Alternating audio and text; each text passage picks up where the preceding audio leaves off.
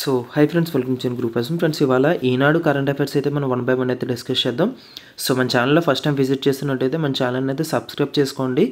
So మన channel వల్ల benefit ఏంటంటే మీకు డైలీ కరెంట్ అఫైర్స్ అయితే వీడియోస్ అయితే నేను చేస్తున్నాను. అంటే ఈనాడులోనే ఇంపార్టెంట్ కరెంట్ అఫైర్స్ అయితే మీకు వీడియోస్ రూపంలో అయితే ఇవ్వడం జరుగుతుంది.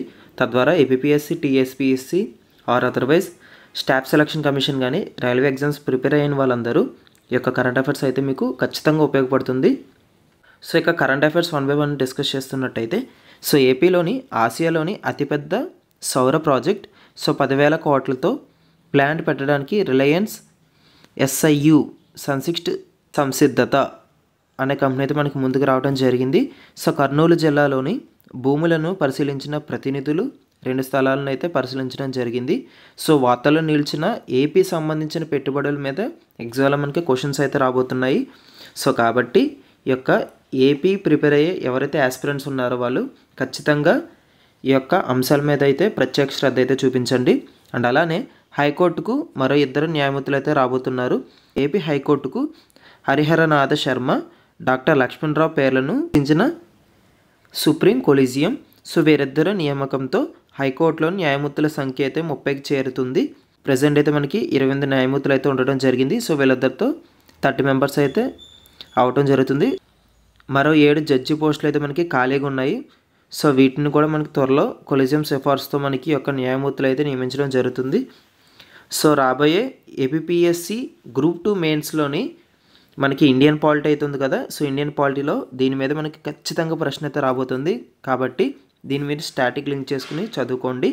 సో ఇక 3వ అంశం చూసుకున్నట్టయితే, ప్రపంచంలోనే అత్యున్నత నౌకాదళ శక్తిగా భారత్ ఎదుగుతుందని ప్రధాని మోడీ పేర్కొన్నారు. బుధవారం ఆయన 2 అత్యాధునిక యుద్ధ నౌకలు ఐఎన్ఎస్ నీలగిరి, ఐఎన్ఎస్ సూరత్ను, ఐఎన్ఎస్ వాక్షేర్ను జాతికైతే అంకితం చేయడం జరిగింది. సో ఎవరు అంకితం చేశారంటే ప్రధాని మోడీ గారు. సో ఐఎన్ఎస్ నీలగిరి వద్ద ప్రధాని మోడీ, రక్షణ మంత్రి రాజ్నాథ్ సింగ్, నౌకాదళ చీఫ్ అడ్మిటర్ దినేష్ త్రిపాఠి గారు మనకి ఒక ఈవెంట్లో పార్టిసిపేట్ చేయడం జరిగింది. సో ఐఎన్ఎస్ సూరత్ చూసుకున్నట్టయితే ప్రాజెక్ట్ 15Bలోని భాగంగా తయారైన styled guided missile destroyer Visakhapatnam తరగతి అయితే చెందడం జరిగింది. దీన్ని మస్గావ్ డాక్ షిప్ బిల్డర్స్ దీన్ని నిర్మించడం జరిగింది. సో ఈ 3 పేర్లు గుర్తుపెట్టుకోవడం కాదు, వీటితో పాటు ఇది ఎవరు తయారు చేశారో మీరు గుర్తుపెట్టుకోవాలి. సో ఎగ్జామ్లో మనకి పేపర్ స్ట్రిక్ట్నెస్ చేయాలంటే ఇలాంటి లోతు ప్రశ్నలు అయితే అడగడం జరుగుతుంది. ఇంకా ప్రాజెక్ట్ 17Aలో భాగంగా నిర్మితమైన స్టైల్ ప్రిగ్రేడ్ దీని Indian navy war ship design bureau design అయితే చేయడం జరిగింది. దీగా డాక్ షిప్ బిల్డర్స్ ఎండిఎల్ అయితే దీన్ని నిర్మించడం జరిగింది. ఐఎన్ఎస్ వాక్షీన్ అయితే చూసుకున్నట్టయితే స్కార్పియస్ ప్రాజెక్ట్ 75లో భాగంగా నిర్మించిన ఆఖరి 6వ జలంతర్గామి. సో దీన్ని ఫ్రాన్స్ చెందిన నేవల్ గ్రూప్ సహకారంతో అయితే దీన్ని నిర్మించడం జరిగింది. సో ఇది వార్తల్లో నిలిచిన మనకి నేవీ సంబంధించిన science and technology current affairs. So దీన్ని మీరు స్టాటిక్ లింక్ చేసుకు అయితే చదువుకోండి. ఇక నెక్స్ట్ కరెంట్ ఈవెంట్ చూసుకున్నట్టయితే, చందమామపై పరిశోధనకు 2 ప్రైవేట్ ల్యాండర్స్ అయితే ప్రయోగించిన space X rocket.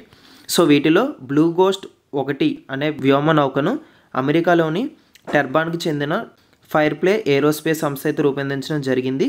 So blue ghost 1 lander పొడవు వచ్చేసరికి మనకి 2 మీటర్లు అయితే ఉంటుంది. సో ఇది చందమామపై ఉన్న మారే క్రిసియం అనే ప్రాంతంలో మార్చిలో అయితే దిగడం జరుగుతుంది. సో 2వ ల్యాండర్ పై చూసుకున్నట్టయితే హకోటో R2. సో దీన్ని జపాన్ చెందిన ఐస్పేస్ సంస్థ రూపొందించింది. బ్లూ గోస్ట్తో పోలిస్తే ఇది కొంచెం పెద్దది.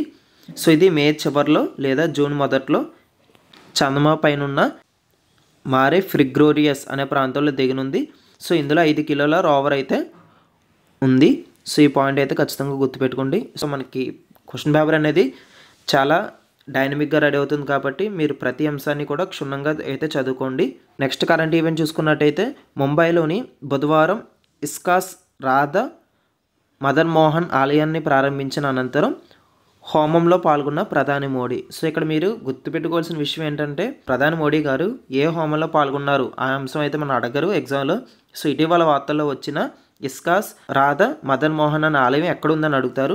సో మనకి ముంబైలో అయితే ఉండడం జరిగింది. ఇక నెక్స్ట్ కరెంట్ ఈవెంట్ చూసుకున్నట్టయితే, 2030 కల్లా 31 లక్షల కోట్ల పర్యావరణ హిత పెట్టుబడులు అయితే రాబోతున్నాయి. సో మనకి నివేదిక ఇచ్చింది క్రిసిల్.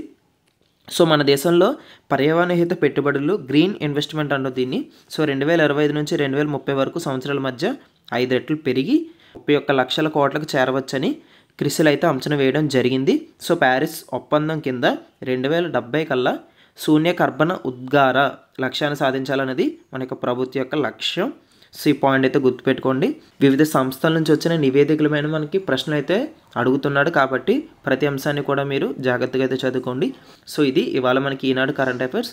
సో మరిన్ని కరెంట్ అఫైర్స్ కోసం మన ఛానల్ని సబ్స్క్రైబ్ చేస్తుండండి అండ్ అలానే మన ఛానల్ని సపోర్ట్ చేస్తుండండి. సో ఈ వీడియో అనేది మీ యొక్క ఫ్రెండ్స్ అండ్ ఫ్యామిలీ మెంబర్స్ అయితే తప్పకుండా షేర్ చేయండి. So that's it for today's video and thank you.